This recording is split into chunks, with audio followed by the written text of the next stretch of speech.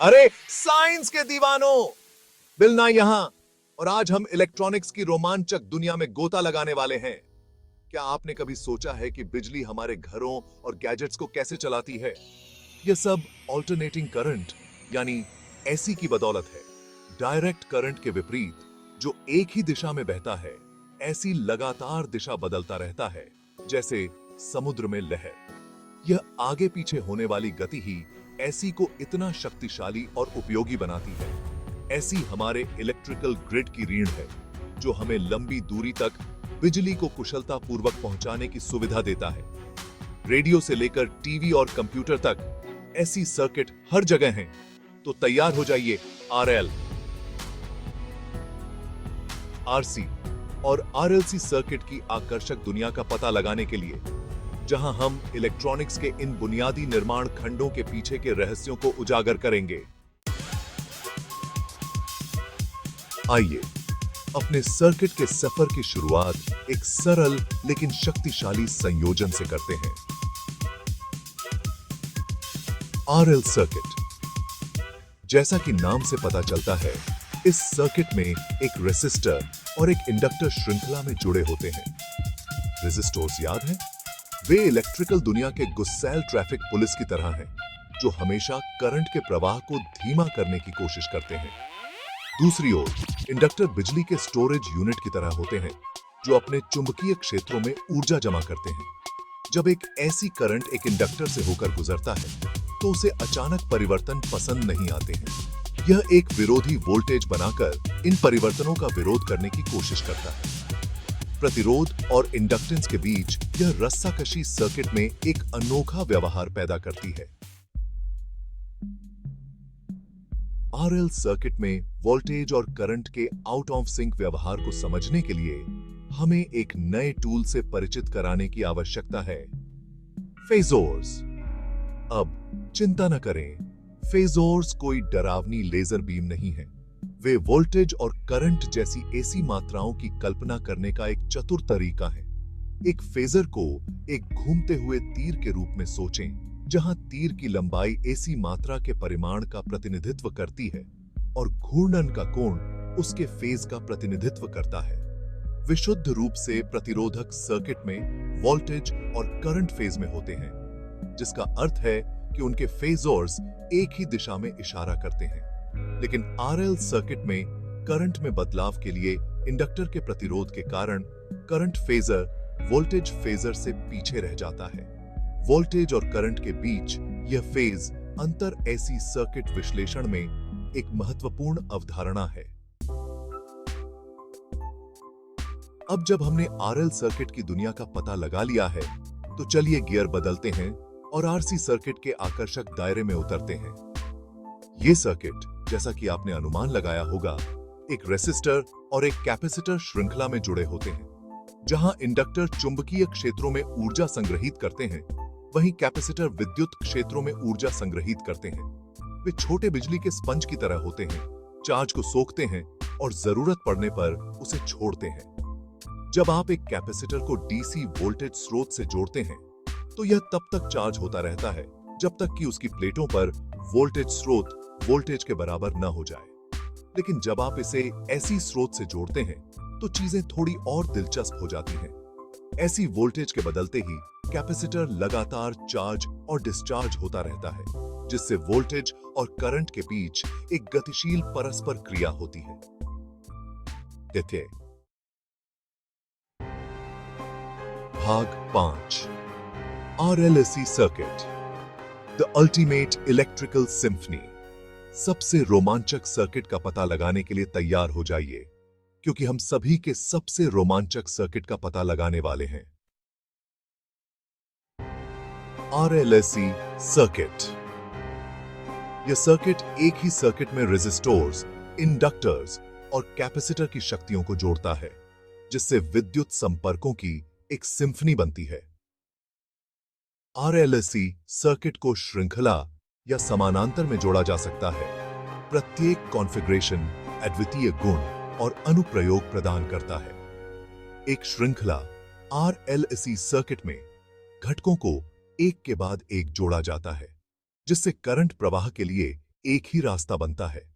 यह configuration AC संकेतों के लिए एक चयनात्मक फिल्टर की तरह काम करता है, जिससे कुछ फ्रीक्वेंसियों को गुजरने की अनुमति मिलती है, जबकि अन्य को अवरुद्ध किया जाता है।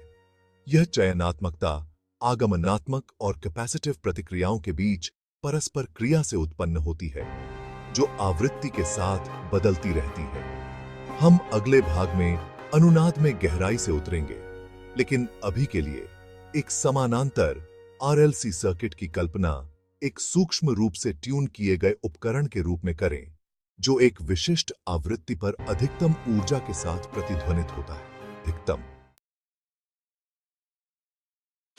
भाग 6। आरएलसी सर्किट में अनुनाद विद्युत प्रणालियों में सामंजस्य खोजना। याद रखें कि हमने एक समानांतर आरएलसी सर्किट की तुलना एक सूक्ष्म रूप से ट्यून किए गए उपकरण से कैसे की थी। ऐसा इसलिए है क्योंकि ये सर्किट अनुनाद नामक एक आकर्षक घटना प्रदर्शित कर सकते हैं।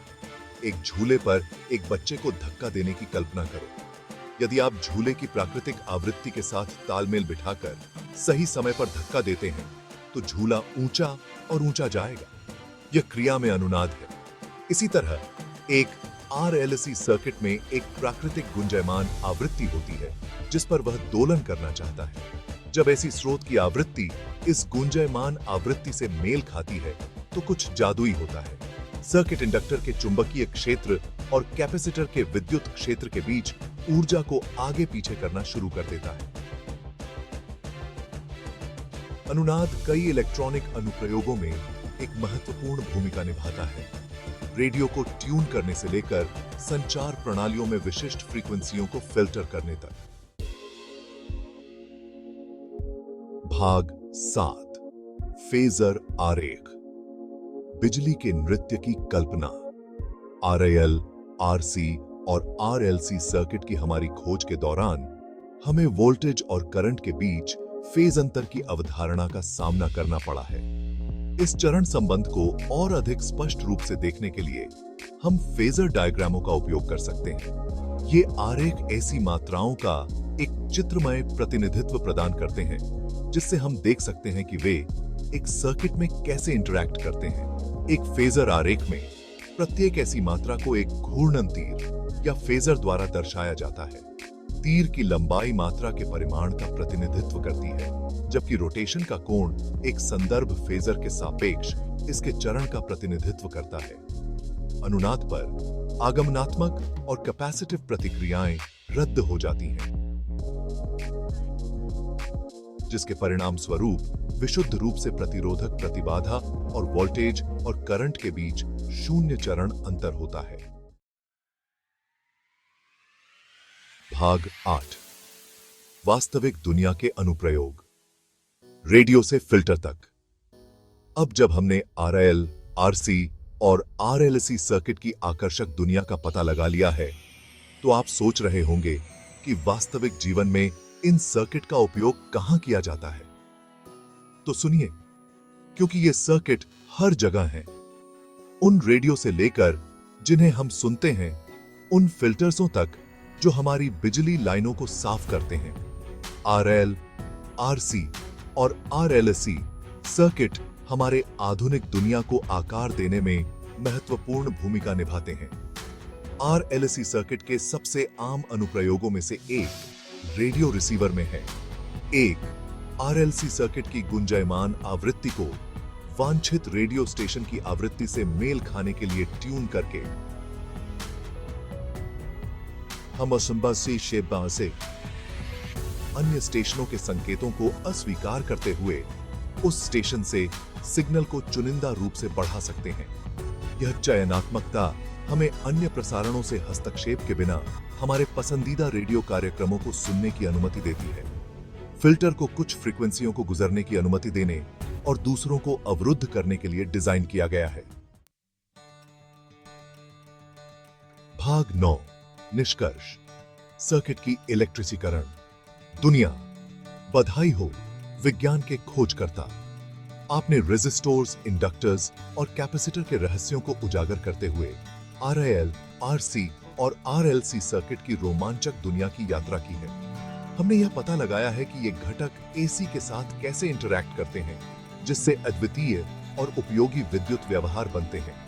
वोल्टेज और करंट के बीच फेज अंतर से लेकर अनुनाद की घटना तक हम एक ही सभा के लिए साबित की हमने इलेक्ट्रॉनिक्स के इन मूलभूत निर्माण खंडों की शक्ति और बहुमुखी प्रतिभा को देखा है।